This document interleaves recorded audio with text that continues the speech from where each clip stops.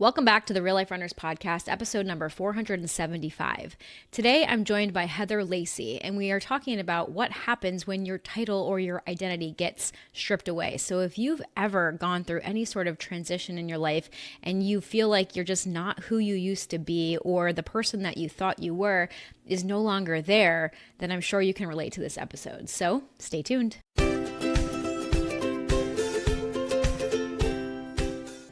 All right, welcome back to the podcast, everybody. I'm here with Heather Lacey. What's up, Heather? How are you? Hi, I'm doing great, Angie. I'm so glad to be here today. I'm so glad you're here. So, Heather and I are going to have an awesome conversation today about one of my favorite topics, which you all know, which is identity. And Heather just wrote a book, but I'm going to let her introduce herself to all of you. So, Heather, tell us a little bit about yourself and who you are and why you're here. Yeah, so my name is Heather Lacey, and I recently wrote The Other Side of the Mirror: What Happens When Your Title Disappears. So I was a healthcare executive for 20 years. I ended up later being a running coach, and now I continue to work with healthcare organizations doing some advising work. But I met running later in life. Like a lot of people, they end up doing it when they're young and transition into doing some other things when they're older. But for me, I was one of those people that was like, I wasn't running unless somebody was chasing me. And so actually, when I was on a work trip, I was in India and I was walking on the treadmill, and my boss at the time was like, "Have you ever thought about running?" I'm like, "Yeah, I've thought about running, but I'm not really sure that's for me." And she said, "Yeah, but you're going to get so much more out of it if you just run. Just try it for a little bit." And so I'm kind of tall and thin. I think people just think automatically, oh, Heather's a runner, or this will be easy for her. And when I started running, I ran an about 11.5 minute mile. And it was very hard for me. So it was like, let's go a quarter mile on the treadmill. And then when I came home from that trip, it was like, okay, let's just get to the stop sign. It was very hard for me. And so it also helped me, like when we would be on trips, like I would use this time to kind of clear my head now that I had learned like how to utilize running. So I used it in conjunction with the work that I was doing. To when I turned 40, my husband bought me a gift certificate to a running group that was a half marathon group. And I just thought at the time, that is not a great birthday present, right? I loved What are you doing, dude? yeah, I'm like, I don't necessarily want to start running half marathons. And it was a training group. So I was still dabbling in it some too. And I eventually ran a half marathon. Then 2 weeks later, I ran another one. 2 weeks later, I ran another one. I fell in love with it. So it really became part of who I was. And I didn't realize like how much it was going to help me throughout my life at the time. I ended up getting laid off at the very end of 2018, early 2019. And this was after I laid off 300 people. I had 600 employees. We closed an office. And that was a really hard thing for me because I was the person that had laid off all of these people. And then 2 years later, I was like getting laid off. So then it became a coping mechanism for me to get out and run and just trying to explore, who am I now that I'm not that executive anymore? That's who I was for 20 plus years of my life. I really focused on just trying to figure out, what am I now? Who am I now? What's happening in my life now too? Yeah. So tell us a little bit more about like when you got the news, because you say that you really identified as an executive. Like, how deeply entrenched was that as part of your identity? Yeah.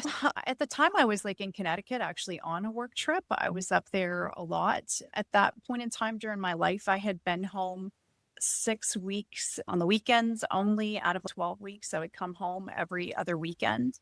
And so my mother-in-law was here putting the kids in bed at night. And here I was like pretty much living out of my suitcase in Connecticut. So I was living and breathing that life every single day. Yeah. Going to boardroom meetings, I thought it was very important at the time. Meeting with the CEO, I made some decisions for our organization. We were bleeding $1 million a day. When you're bleeding $1 million a day, you have to make some really hard decisions. But I didn't realize I was going to be one of those hard decisions that had to be made down the road. So I was in Connecticut and I didn't tell my husband at first. As soon as it happened, I was just really ashamed more than anything, like, because that is who I was. Like, who am I going to be now? Now that part of my life is gone, or I felt like it was gone. Did you recognize that right away, or did it take you some time to recognize that identity, like how deeply tied your identity was to that role? Or was it more like, because my brain goes to in the time of being laid off, because I've been laid off as well. There is a lot of shame involved in that. And I know for me, and I'm curious for you, for me, it was a lot of I did something wrong. And there was like that guilt and that shame around it. And so I'm curious, was that kind of how you experienced as well? And then later realized how big it was tied to your identity, or was this kind of like all right away? Yeah, no, I don't think I really realized it all, like, Yeah. right then. I thought, "Oh my gosh, I did think, what did I do wrong? Yeah. What is right? Mm. I'm and with these people, there had to have been some signs. What was it that I wasn't thinking through at the time, Yeah. too?" So, immediately when I came home, I thought, "Okay, you need to be applying for another job. You need to be looking for stuff right away. You've got to do this." And I had to actually take a step back and look and see, okay, what is it that you want to do? Is this what you want to do next? Do you want to continue on this road? Because tying myself to that also took away some things from my family. I wasn't there for my two old children at the time. And so here I became this person that was working all of the time, and then now I wasn't working and I was running more. And I think my family was like, "Who is this woman?" Right? You went from this person who was like just working all the time and you started running to now you're like doing a half marathon every other weekend. Who is this girl now, too? So I Mm. was trying to figure out, who am I now that this part of my life seems like it's over? Yeah.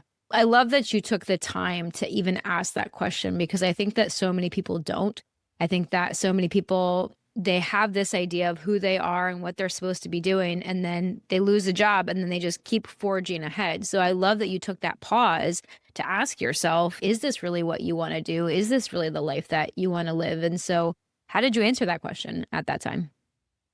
Yeah, it was really hard, right? Because then there's the financial burden. Now, some people can just immediately be like, "Okay, I can do this. My family's okay. Like, Yeah. what can we do?" So I did receive a severance package. So I was able to take a little bit of time. The last I worked for them for 11 years. I was fortunate enough to have that where I could decide, okay, what do I want to do now too?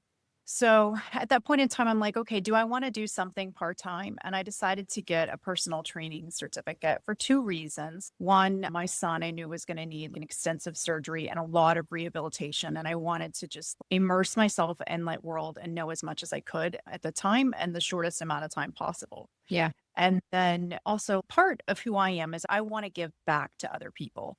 That's a real part of who I am. And like kindness matters to me. It's not just the role. And I had tied myself to that role and that title, right? It was always chasing that title. Yeah. What's the next title? Is it director, senior director, executive director, VP? So that was driving me, was that title.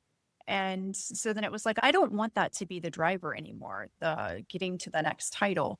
I want it to be something different for me. And now while I'm saying that, I'm realizing like what happened in the running world for me too. And we've had some conversation about this, but I kind of shifted that from driving for the next title to doing the same thing in my running.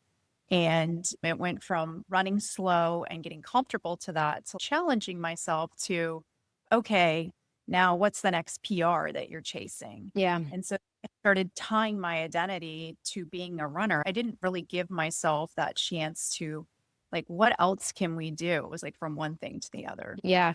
And let's get into running right now, because Yeah. obviously that's what we talk a lot about on the Yeah. podcast. And I forgot to mention at the beginning of the episode that Heather and I know each other in real life, you guys. So Heather and I are actually part of the same like running group in our area, and we've run together multiple times. I remember like one of the first times running with you.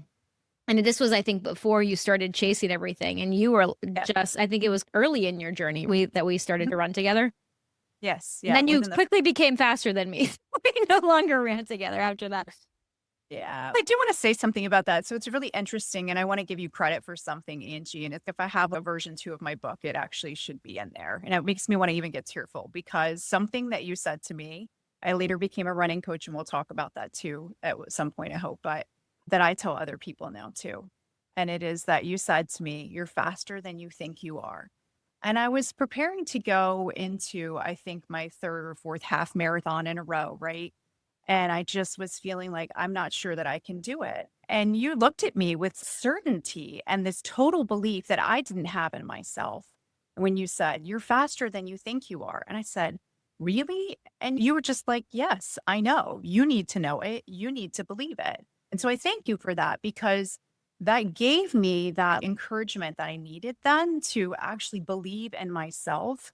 And that was a huge turning point for me to where it was like, okay, I actually can go faster. Like, why are you trying to limit yourself? So I think it's really important the stories that we tell ourselves, Oh, yeah. sometimes those become true. Yeah. And I just needed somebody to believe in me. And at that time, it was you and say, hey, you can do this. That's amazing. I love that. And it was true. It was so funny. I wasn't even trying to coach you. I remember we were just on a run together and you were like talking about something. I don't even remember what Yeah. exactly, but I was like, this girl has no idea what she's capable of. So I just had to tell you because that's obviously who I am. But Yeah. tell me a little bit about running. I know that running is a big part of your story. So you got into running just while you were still an executive, kind of running Yes. Yeah. on vacation. And then obviously you got laid off and then running was there for you. So what made you decide that this was the thing that you were going to throw yourself into? Yeah, I think number one, I really enjoyed it. Yeah. And so I also was a swimmer in school. So I got into triathlon in 2020. So I was enjoying the running and the swimming out of it. And around the same time as when I got my personal training certificate. And I was thinking, like, how can I help other people with this? But I still didn't have that complete belief in myself, although I had started to get faster, Yeah. that I was ready to like coach other people on that level. I started coaching swimming clients. I taught young children how to swim and adults how to swim and did that on a part-time basis. But I really hadn't evolved into like coaching other people into how to do running. And I did a 70.3 triathlon, and an owner of a local running store reached out to me and just said, "Hey, I would really like you to come and try and start coaching some of our people." And I just thought, "Me? Why would you want me to do that?" He Mm. said, "That's what you did for most of your life. You were coaching other people." And I just didn't think about it like that. Yeah. That like that's part of who you are, is coaching other people. And I had been part of like a group that he was leading too.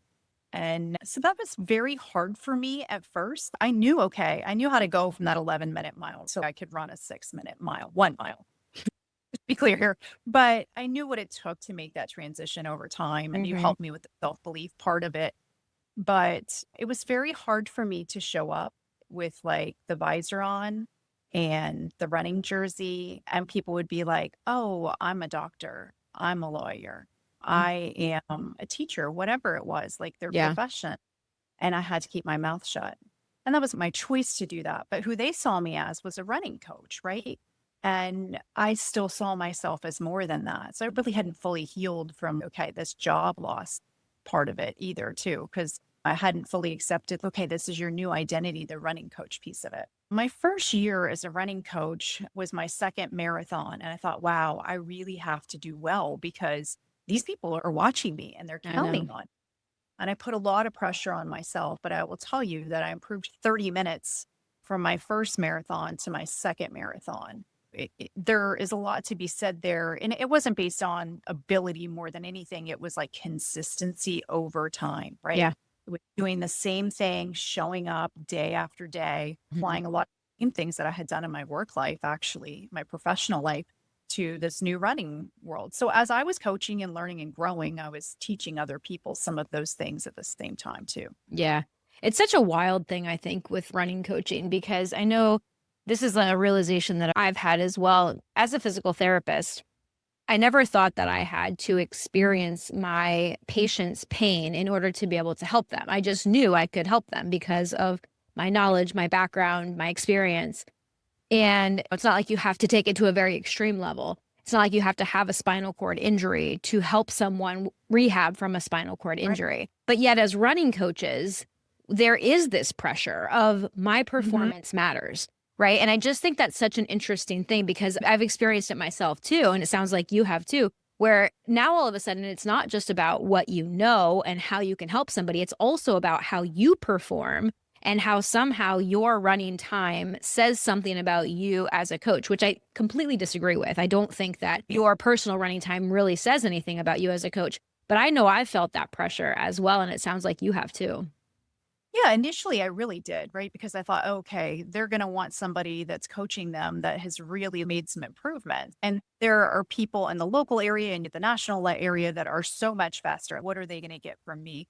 remember too, the person who is the coach on the football field isn't always the person that was the star quarterback too. It's the person that has the ability to do the coaching and to have that belief in other people that they can improve too. Yeah. And so it was so exciting for me. And at one point, somebody that I coached with this last year, who I'm hoping is taking over some coaching that I used to do, but just to see him, he went from a 4:30 marathon to his last marathon was 3:10. And it was like, wow, it went from, okay, he's running behind me to next to me to now he's running in front of me. And that was so gratifying to see. And it's, Yeah. you don't have to be the fastest one out there to be an effective coach or an effective leader. 100%. I completely agree. And I just think that's something that's very important for people to understand also, that just because someone is good at something doesn't mean that they are qualified to coach, and vice versa. Just because someone is not faster than you doesn't mean that they're not qualified, because they can very likely help you even if you are faster than them. I always tell my clients, especially my cross country kids, I want you all to be faster than me. Like, it's my Yeah. job for you to be faster.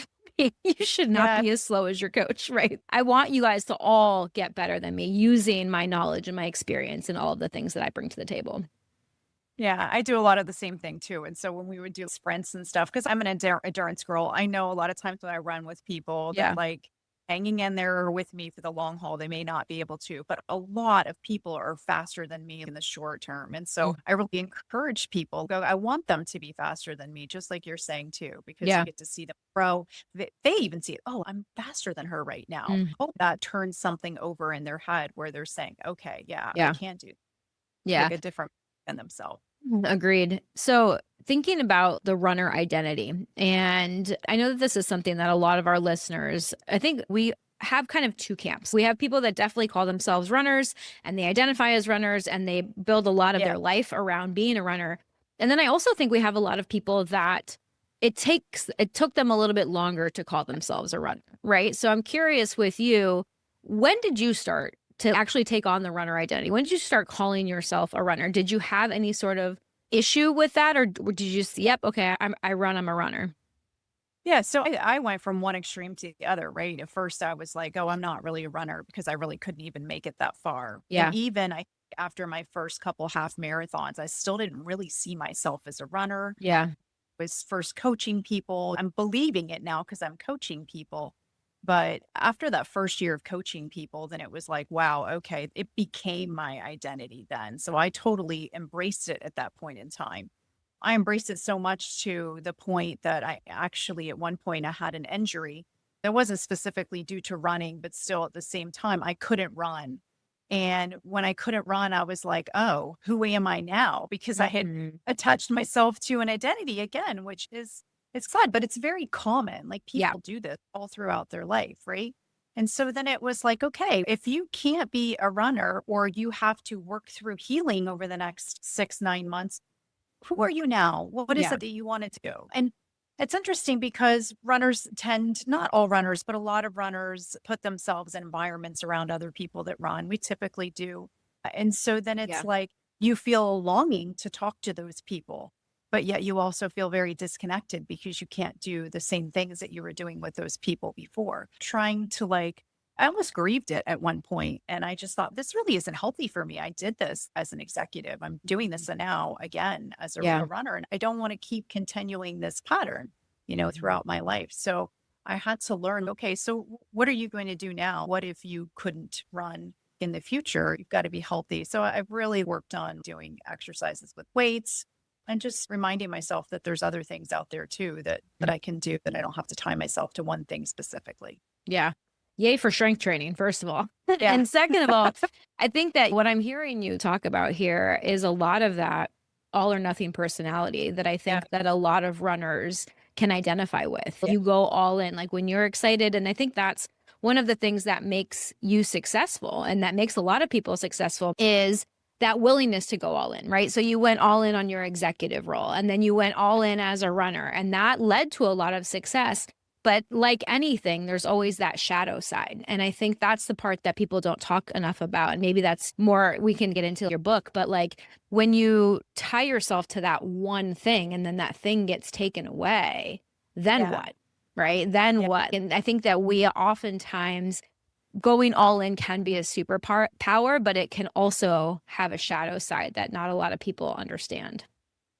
Yeah, that's one of the reasons why I named my book The Other Side of the Mirror, right? So you go look at yourself in the mirror all the time and you see this person, right? Yeah. But what's the other side of that when you can't be that person Mhm. anymore? There's more there than just the runner or the executive. And it happens to lots of people during their lives, right? Yeah. Whether they retired and they did the same job for 30 years, or you're a stay-at-home mom and the kids are graduating and the last one's gone. Yeah. But people continue to tie themselves to that identity. And then what do you do when that's stripped away? Now there's a different person there. So it's like trying to get rid of the title itself and try and tie yourself to just who you are as a person and what you're doing rather than specifically, I'm that one thing, right? I can be more than one thing. It can be lots of different things too and still Mhm. be successful and be very happy. Yeah, and I think that a lot of our listeners can identify with that because most of our listeners, I would say, are probably in their 40s and their 50s and they're going Hmm. through these life transitions now where the kids are moving out and maybe they've identified as mom or as a wife or as a certain job title and now or their body's changing, right? Perimenopause Yes. is rearing its ugly head, right?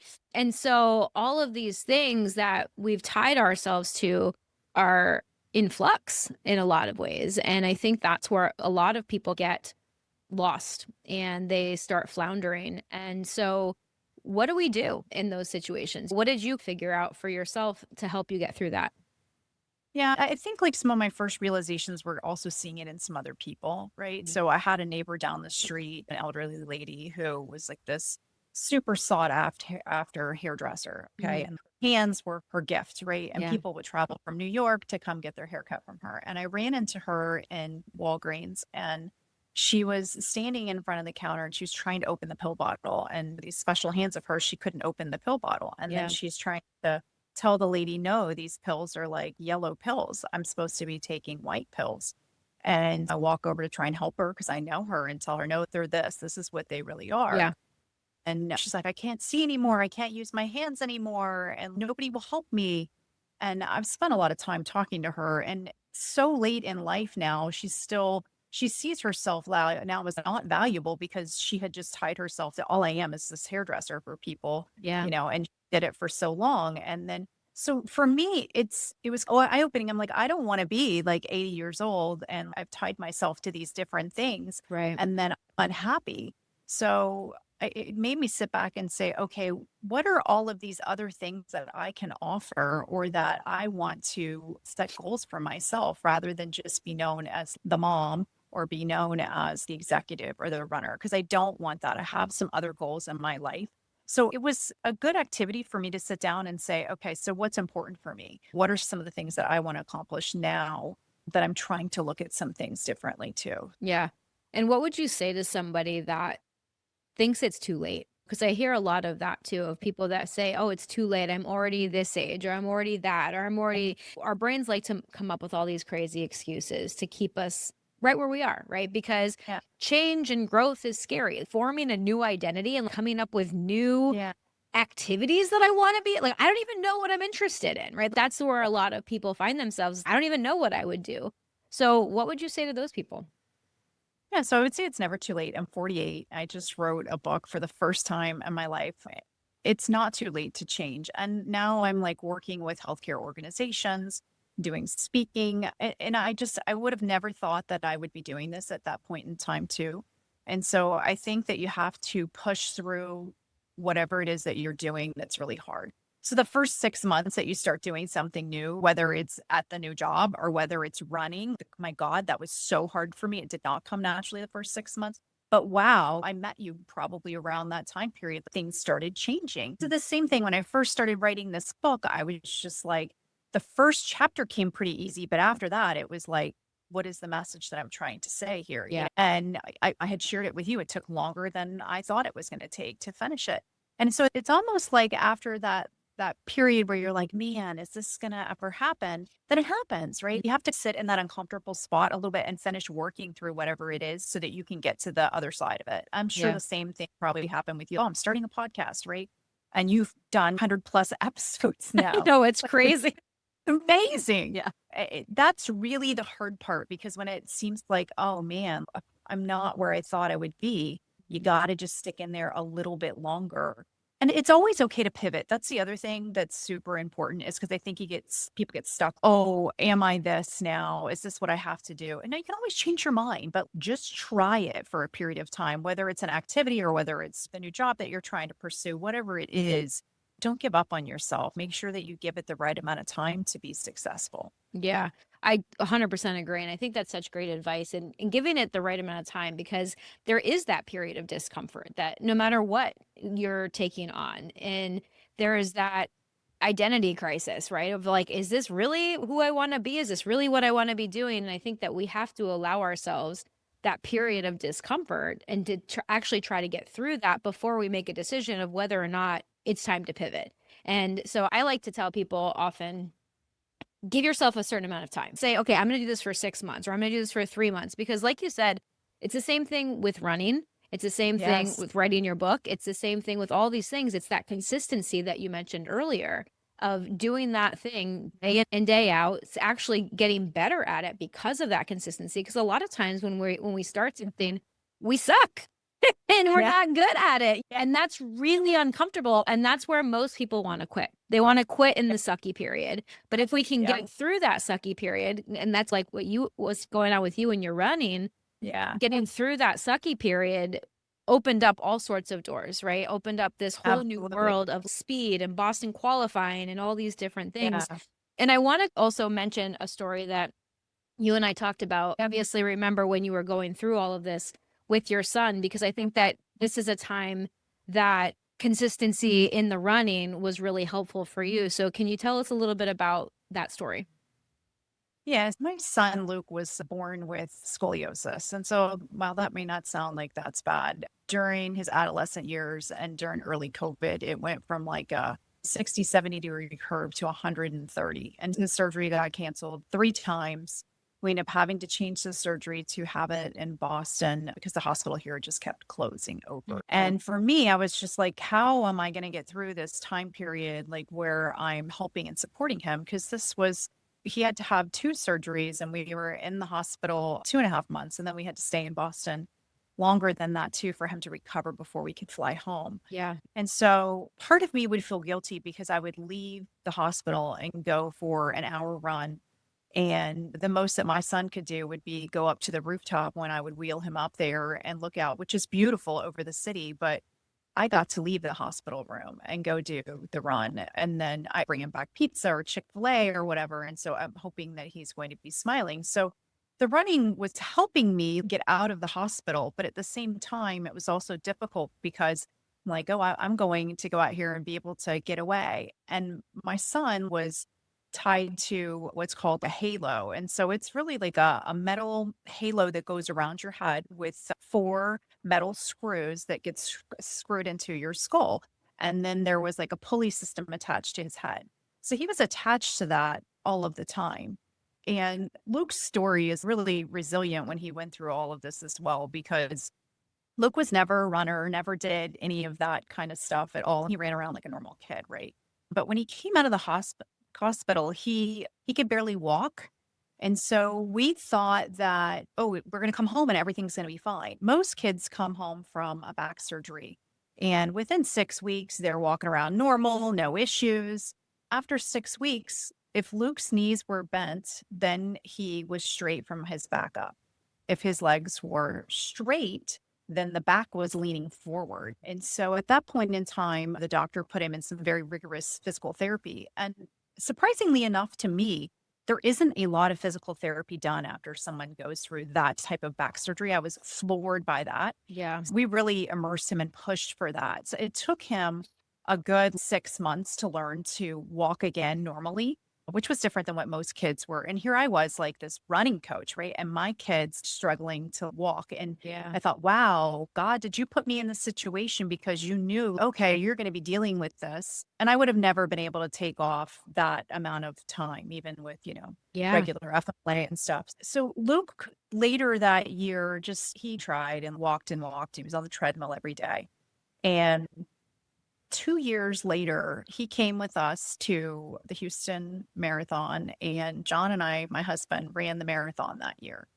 And Luke signed up for the 5K and ran like a 10:30 mile, I think. So 30-minute 5K, which to me was just absolutely amazing after what my son had been through. Absolutely. And so we come home, and this is really interesting. A week later, I go back with my husband to go on a work trip.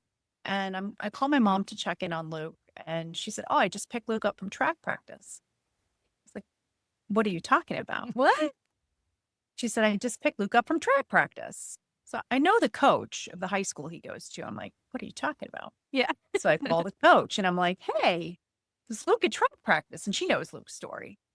"No, I didn't see Luke at track practice, but there's 150 kids. And don't tell Luke that he makes the team." I'm like, "Okay, all right, all right, let's see what happens here." I'm like, "Luke, why did you want to join the track team?" And he's like, "I just wanted to prove that I could do it to myself. You and Dad run these marathons and you're running all the time. I just wanted to prove it to myself." So Luke was placed in the 800. And when he ran the 800 meter, he came in last place. I'm telling you, by at least a full lap around the track. My heart was broken for him, but also overjoyed at the same time Yeah. because although I think he felt humiliated, this was like something he felt like he needed to do.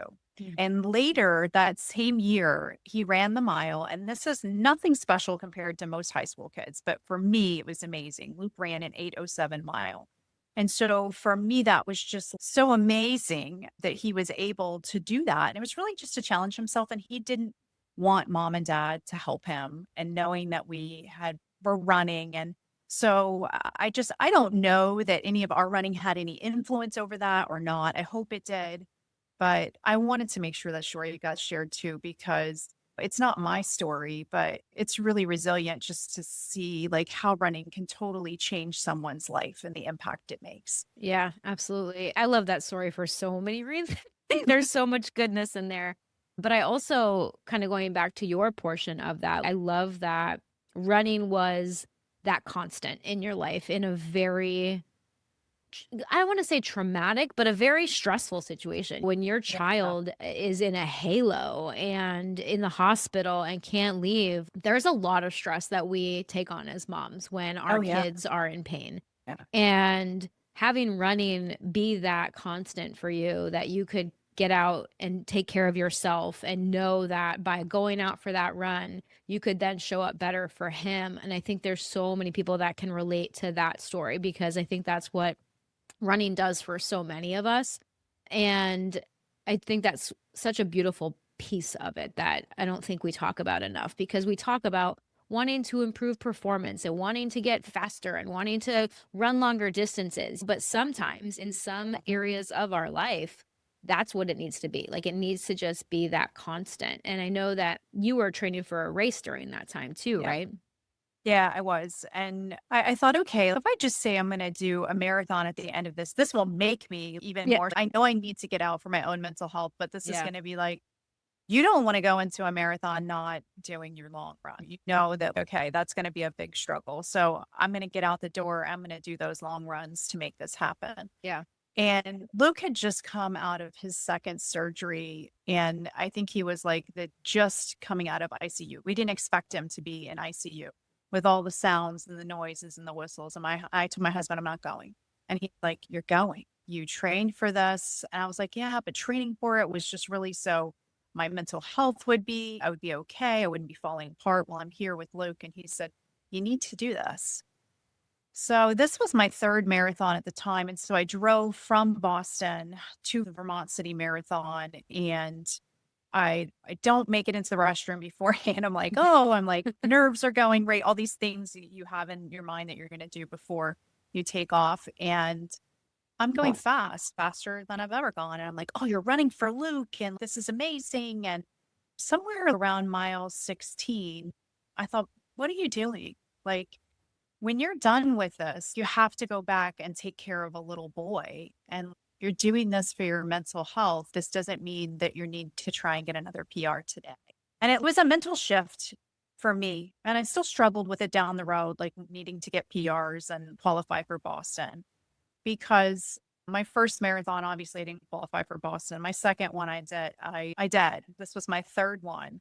And I let myself at that point in time say, okay, it's okay. You don't have to have this number or qualify for Boston again. This is not what this is. You need to be able to get back to the hospital 2 states away and be able to take care of this little boy in the hotel after we left the hospital. I had to be able to take care of I gave myself that permission, and Yeah. I even walked a little bit at the end of it, and I don't like to do that, but it's okay. You're still a runner. You're walking at the end. You're finishing this. He's going to be proud of you. He doesn't care what your time is.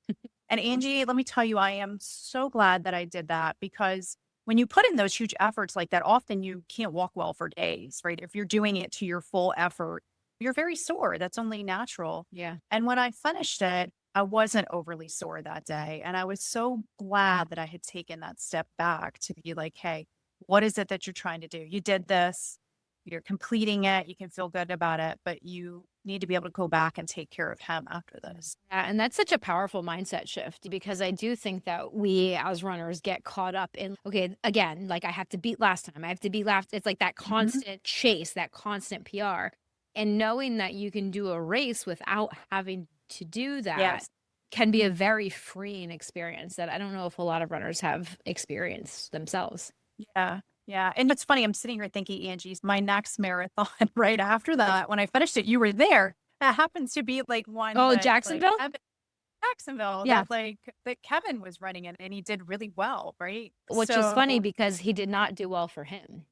for him, right? Yeah. But it's all That perception. Yeah, Yeah. that was Kevin's first marathon back after his seizures. Oh, And yes, I so Kevin remember. had the whole thing of just would he ever be able to run a marathon again? And his Mhm. race started going south around mile 20.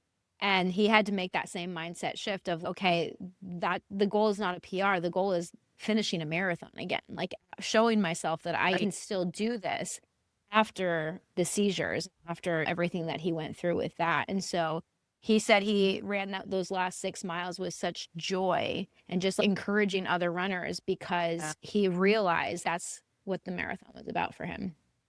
Yeah. It was so beautiful. And I just have to say thank you to you too, because at the end of that marathon, you were there. Interesting how you showed up at different times. And that was not intentional, right? I don't think we even knew that. I might have known that we were going to be there at the Yeah. same time. I don't recall. It's a number of years ago, but with like ice on the sidelines and every race and experience is different. And I remember that one at the end, I just had this shooting pain in one of my knees. And that was I think another 6 months after Luke's surgery, and so it was like, "Okay, yay, you're really getting back into it now." But you could just see that look of pain on my face, and you were like, "Hey, what can I do to help you?" So I appreciate that, but Yeah. it's nice in the running community where everybody kinda looks out for each other and is there to support each other too. Yeah, that's for sure. So tell us a little bit about your book. And I want, well, tell everybody at the end of where they can get the book and all of that stuff. But tell us a little bit about the book and what made you want to write it. Yeah. I wanted to write the book because I think other people do the same thing sometimes too, right? I think that other people end up tying their identity to different roles and it doesn't, or different titles. And the title doesn't have to be one for a job. We talked about some of these here today too, right? It can be that mom or it can be coach, whatever it is that you're calling yourself. We all assign certain titles to ourselves. Sure. And so you don't have to be that. So it's really figuring out who are you when that title disappears or who are you when that role disappears from your life, right? What are all the other things that you can do and that you're good doing?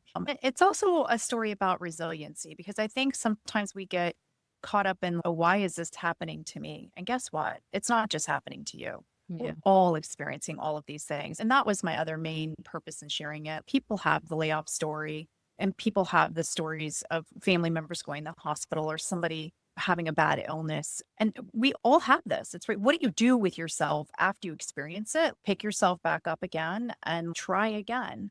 Right now, my book is sold on Amazon. It's also sold on my website, heatherlacey.com. It's called The Other Side of the Mirror. Who are you when your title disappears? Mhm. And I hope people get as much out of it as I put into it. Yeah. Yeah. We'll definitely link it in the show notes below as well. When you were writing this book, did you write it originally for yourself as kind of a healing thing for you to experience, or did you write it with someone else in mind? Like, who were you thinking of when you were going into the writing process? So, interestingly enough, like when I first wrote it, it was more for healing for me. I Okay. started writing the first chapter and I thought, okay, this will help me. And this will also help me from a credentialing standpoint, right? What's in it for myself, to be Mhm. honest. That was my Yeah. initial start. Well, I want you to And be then, honest because I think yeah, well, that's a good yeah, reason to write a book. It is yes, credibility. It's instant yeah, credibility. I wrote a book. Like, yeah, that's yes. awesome. Yeah, it is Yeah. awesome. And that was the initial intention. And then after I shared the first couple chapters, because I wanted people to read it and critique it, like, what do I need to change it? Mhm. People were like, wow, I can really relate to that. Wow, that story is really interesting to me. And I Yeah. thought, oh, wow. And at the same time, I had started sharing a lot more in LinkedIn and people on LinkedIn sharing this is way more than just losing a job. This is people attaching their identity to so many different things. And I thought, Yeah. okay, I'm really going to push to finish this because I think this is going to help a lot of people. Right now, the book's only been out for 15 days and I've sold 210 copies. So I'm extremely excited about the traction that it's made. And Awesome. I'm not looking to make a ton of money off of the book. There's very little ROI in a book. For me, the beauty in it now is seeing the message get shared and it helping people. Yeah, that's such a beautiful thing. So, is there something that you discovered about yourself or about something else, like in the process of writing the book, or something that surprised you as you put your story on paper? Yeah. So I'll tell you, I was at dinner with a couple girls, local, like community ladies that are super fast runners. Okay. And I had put them on this pedestal, like they're qualifying for the Olympics kind of runners. And I'm like tying myself like, this is so fun. They're asking me to go. Maybe it's because I'm faster now, right? Like, Yeah. okay, they like me because I'm running in their groups now on the stories we tell ourselves, right? Yeah. On Saturdays and Sundays. And they didn't know anything about my executive life. They have no idea. I had not told them any of that.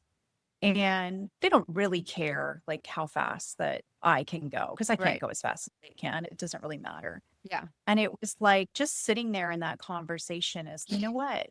They really just enjoy Heather. I can just be Heather. And so it was about authenticity, right? I think that we try to fit ourselves into some mold or box that not everybody, but a lot of people do. It's only natural to want to be liked. Sure. And if I just tweak this little thing, maybe they'll like me. But I didn't have to do that. And so I'm really trying to live a very authentic life now. And this is who I am. This is me. This is what you get, putting myself out there. And I really want to encourage other people to do that because I know that's a real challenge sometimes for people. Mm. But people will like the real you. They don't want a watered down version or something that you're trying to stoop up to make into something else. So true. So, after you've gone through all of this, what does running mean to you? What kind of role does running fit? Like, where does it fit in your life now after you've been through this whole process? Yeah. So for me, running now, I'm still chasing times. I enjoy a challenge. It's a Yeah. different reason right now. I'm not trying to chase the challenge to, oh, let me get this goal out there and see if I can beat other people or have other people see that I'm valid as a coach. For me now, it's like, okay, can I challenge myself to run harder or stronger? And at different seasons of my life, I may not be able to do that, but I'm still running 40, 50 miles a week. I love to run, but it's also okay if I don't get to run. I used to never take a break, right? Be like, Yeah. oh, if I don't run, I have to make up the miles, which is as a coach, I always tell people that's not healthy, right? But I was applying it to myself. Yeah. So it's nice to have grown a little bit because I don't feel that pressure like Heather, get out there and run every day. Practice what you preach. Yeah. What you're telling other people you need to apply to your own running now. And it's been very freeing, Angie. That's awesome. I love it. Well, this has been such an awesome conversation. I've loved having you here. Is there anything that I haven't asked you yet that you want to make sure that we touch on before we end our conversation today? No, it's been an absolute pleasure to meet with you. And I've always enjoyed spending time with you. And today was extra special. So thank you, Angie. Absolutely. All right, you guys. So check out Heather's new book, The Other Side of the Mirror. It's on Amazon, and we will link it in the show notes below. Thank you so much for your time and for sharing your story and Luke's story with our listeners today. I know that people are going to be coming away with this one more inspired and just feeling seen also. And I think that you sharing your story can allow other people to see themselves in that, because it's a lot of what you talked about today. I think we've all experienced on some level, and knowing that it's okay to shift who you are and kind of come back to finding who you are in different phases of your life. Isn't that what life's all about? Just continuing to grow and evolve, and it's okay to let go of past versions of you and evolve into the next version, because we all have one life, and let's make it the best it can be. Thanks for being here, Heather. This has been super fun. So you guys check all that out, and I'll see you guys on the next episode. See you later.